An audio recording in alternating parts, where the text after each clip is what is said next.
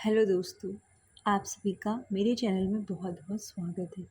आज के वीडियो में हम बात करेंगे MEHL 503 के विषय में।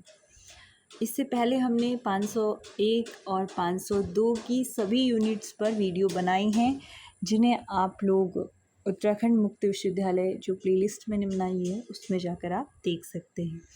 तीसरे पेपर का ये हमारा फर्स्ट यूनिट है। इससे पहले के एक वीडियो में हम इसका जो पाठ्यक्रम है वो बता चुके हैं, तो आज हम उस पर ध्यान नहीं देंगे, बल्कि आज हम जो हमारा पहला टॉपिक है यूनिट का, जिसका नाम है आधुनिकता का स्वरूप एवं साहित्य का संदर्भ, इसके विषय में हम लोग अभी यहाँ पे चर्चा करेंगे। इसके अंतर्गत हम लोग इन 4 टॉपिक्स पे बात करने वाले हैं, जिसमें पहला है आधुनिकता की अवधारणा एवं पृष्ठभूमि। देखो, हिंदी साहित्य का जो इतिहास है वो लगभग 1000 वर्षों का है। अगर हम मोटा मोटा माने तो ये 1757 में जो प्लासी का युद्ध होता है उसके बाद से ही हिंदी साहित्य का प्रादुर्भाव हो जाता है। लेकिन सही रूप में अगर हम इसकी प्रक्रिया को जानें तो राजा राम मोहन राय के आगमन के बाद इसकी शुरुआत होती है। आपने बचपन में पढ़ा भी होगा ये कि राजा राम मोहन राय जो थे भारतीय आधुनिकता या नव जागरण के अग्रदूत इन्हें कहा गया है। लेकिन अब इसमें एक चीज़ हमारा सोचने वाला प्रश्न बनता है हमारे दिमाग में कि क्या आधुनिक काल और मध्यकाल में कोई तात्विक अंतर है, दोनों में कुछ भिन्नता है।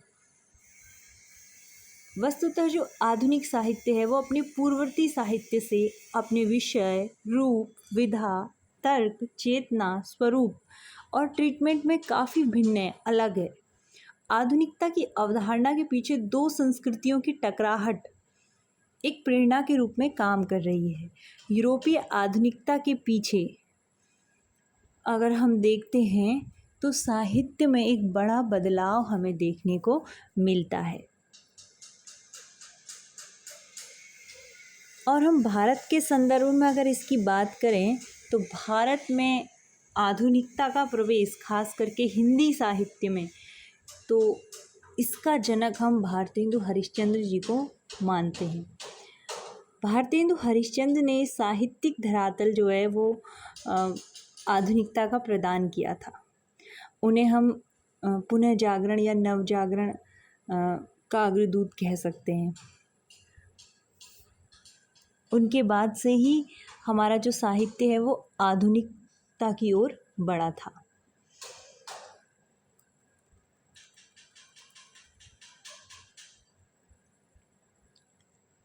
आधुनिक साहित्य का प्रारंभ कब से हुआ, ये हम कोई लिखित सन या किसी काल में हम नहीं बांट सकते, क्योंकि आपने देखा होगा जैसे कि रीतिकाल है, उसके बाद कौन सा काल आएगा, ये एक रात या एक दिन में परिवर्तित नहीं होता है। कवि रहते हैं जो लंबे समय तक काव्य रचना करते रहते हैं। जैसे कि ब्रज भाषा के अंतिम कवि जगन्नाथ दास रत्नाकर जो हैं वो छायावाद के कवियों के समकालीन हैं। तो हम ये नहीं कह सकते कि ब्रज भाषा जो कि एक समय साहित्य में इतने ऊपर स्थान में थी अचानक से समाप्त हो जाएगी। ऐसा नहीं होता है। किसी भी परंपरा को बनने में और समाप्त होने में लंबा समय लगता है। तो आधुनिक काल और आधुनिक साहित्य जिसकी हम परिचर्चा यहाँ पर कर रहे हैं वो कोई एक रात में पैदा हुआ साहित्य नहीं है। आधुनिक साहित्य का प्रारंभ कब से हुआ, यह प्रश्न हिंदी साहित्य में निर्विवाद नहीं है, यानी बहुत विवादित है। आचार्य रामचंद्र शुक्ल जहाँ इसे 1843 से मानते हैं, वहीं मिश्र बंधु इसे 1832 से मानते हैं, नंगेंद्र जी 1842 से मानते हैं। तो इसमें तो विवाद होगा ही, इसमें कोई ऐसी बात नहीं है कि विवाद ना हो। अगर हम बात करें भारतेंदु हरिश्चंद्र जी की, तो 1873 में उन्होंने एक लेख लिखा था जिसमें उन्होंने लिखा था कि हिंदी नए चाल में ढली। यहाँ नए चाल का अर्थ है भाषा के रीतिकालीन कैंचुल को उतार कर नए रंग रूप को उसने ग्रहण किया। रीतिकालीन कविता के अंतिम बड़े आचार्य कवि पद्माकर की मृत्यु 1832 में होती है। उसी समय के आसपास 2 लेखकों का सृजन और कर्म प्रारंभ होता है, राजा शिव प्रसाद सिंह सितारे हिंद और राजा लक्ष्मण सिंह। इन दोनों लेखकों के अतिवादों, लक्ष्मण सिंह और भाषा की तपसमता पर अत्यधिक आग्रह तथा सितारे हिंद भाषा में फ़ारसी शब्दों पर अत्यधिक आग्रह करते थे। तो इनके बीच में हमेशा द्वंद्व बना रहता था लक्ष्मण सिंह जी के और शिव प्रसाद सितारे जी के। राजा शिव प्रसाद सितारे जी जो थे वो उर्दू फारसी को महत्व देते थे, जबकि राजा लक्ष्मण सिंह जी तत्सम परम जो तत्सम से जुड़ी हुई हिंदी थी, संस्कृत निष्ठ हिंदी, उस पे जोर देते थे। इसके बीच में अगर हम भारतेंदु को देखें तो भारतेंदु जी ने जो हिंदी का लोक व्यंजना का रूप था उसको अपनाया। भारतेंदु हरिश्चंद्र ने पूर्व सामाजिक सांस्कृतिक क्षेत्रों में आधुनिकता का प्रवेश करवाया अपने साहित्य के माध्यम से। तो हरिश्चंद्र जी का जो योगदान है, चाहे वो उनके निबंध हो, नाटक हो, लेख हो, उससे हम आधुनिक हिंदी का शुरुआती रूप मान सकते हैं।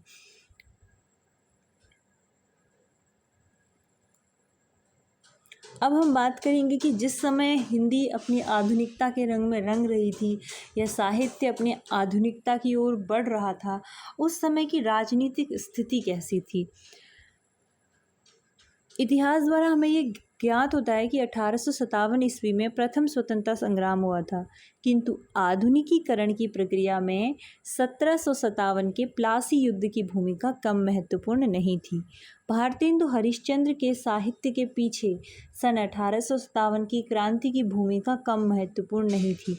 1857 के बाद साहित्य पहली बार मनुष्य के सुख दुख और संघर्ष के साथ जुड़ गया था। यानी पहली बार ऐसा साहित्य रचा गया था जो मनुष्य के सुख दुख और संघर्षों से जुड़ा हुआ था, यानी मनुष्य जीवन से जुड़ा हुआ था। साहित्य के संदर्भ में इसे डॉक्टर रामविलास शर्मा ने नव जागरण की प्रथम मंजिल कहा है। अब हम बात करते हैं तत्कालीन सामाजिक स्थिति की। तो अंग्रेजों के भारत आगमन से पूर्व भारतीय समाज सामंती धार्मिक मानसिकता से बद्ध समाज था।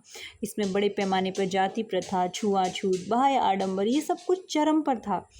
ऐसी स्थिति में अंग्रेजों ने भले ही अपने फ़ायदे के लिए ही रेलगाड़ियाँ चलाई हों, विश्वविद्यालय खोले हों, पुस्तकों का प्रकाशन किया हो, मैक्स मुलर ने संस्कृत ग्रंथों का अनुवाद किया हो, किंतु ये सारे कार्य उनकी औपनिवेशिक मानसिकता से संचालित थे। अंग्रेजों के उपयुक्त कार्य अप्रत्यक्ष रूप से राष्ट्रीय चेतना निर्मित करने में सहायक भी हुए हैं, इसमें संदेह नहीं। यानी उनका सीधा उद्देश्य नहीं था मतलब हिंदुस्तान के लोगों का भला करना, लेकिन अप्रत्यक्ष रूप से ही उनके कामों से क्या हुआ कि यहाँ के लोगों को भी फ़ायदा पहुँचा, यहाँ भी एक तरह की सामाजिक चेतना विकसित हुई। अब बात करते हैं धार्मिक परिस्थिति की। भारत में अंग्रेजी शासन का आधिपत्य पुनर्जागरण लाने में सहायक हुआ। अंग्रेजों के आने से पूर्व देश में मुस्लिम सत्ता केंद्र में थी, लेकिन उनका प्रभाव भी केंद्रीय स्तर पर संगठित नहीं रह गया था। मुगल शासकों का अंतिम बादशाह जो था बहादुर शाह जफर, 1857 की क्रांति का नेतृत्व उसने किया, लेकिन बाद में जैसे ही क्रांति की असफलता हुई तो उसके बाद पूरी की पूरी तरह स्थिति बदल गई और एक तरह से देखा जाए तो मुगलों का पतन हो गया और भारत दोबारा से गुलाम तो हुआ, लेकिन इस बार उसको उसके जो थे मतलब सत्ता में जो लोग होते हैं वो बदल गए। पहले मुगल थे, अब अंग्रेज हो गए। और इस प्रकार जो हिंदू मुस्लिम थे पहले से, उनमें एक नई जाति जुड़ गई, वो थी ईसाई जाति या ईसाई धर्म के लोग। हिंदू राजाओं की भोग लिप्सा का सबसे बढ़िया उदाहरण है हिंदू रीतिकालीन साहित्य। कहने का अर्थ यह है कि जब अंग्रेज इस देश में आए तो धार्मिक दृष्टि से हिंदू और मुस्लिम सत्ताएं विघटन की स्थिति में थी। अंग्रेजों ने सबसे घातक कार्य किया, हिंदू मुस्लिम धर्म की तुच्छता दिखाकर ईसाई संस्कृति की श्रेष्ठता का उन्होंने प्रचार किया। सेना में गाय और सूअर की चर्बी से बने कारतूस ने हिंदू और मुस्लिम दोनों धर्मों को अपने धर्म के प्रति पहली बार जागरूक भी किया था। तो इस प्रकार हम देखते हैं कि आधुनिकरण जो है या आधुनिक साहित्य की जिसकी भी अभी हम चर्चा कर रहे हैं, उसमें उस समय की तत्कालीन समय की राजनीतिक स्थिति, सामाजिक परिस्थिति, धार्मिक परिस्थिति जो है वो बहुत ही महत्व रखती है। तो इस यूनिट में हमें ये ध्यान देना है, अगर प्रश्न हमारा बनेगा तो किस प्रकार से प्रश्न बनेंगे।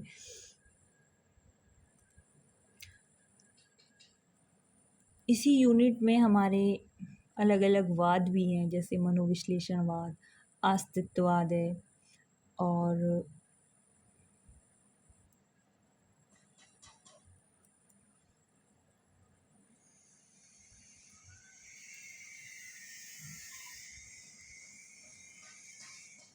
आधुनिक साहित्य संबंधी विचार हैं, तो इन विचारों में दो तरह के विचार आएंगे।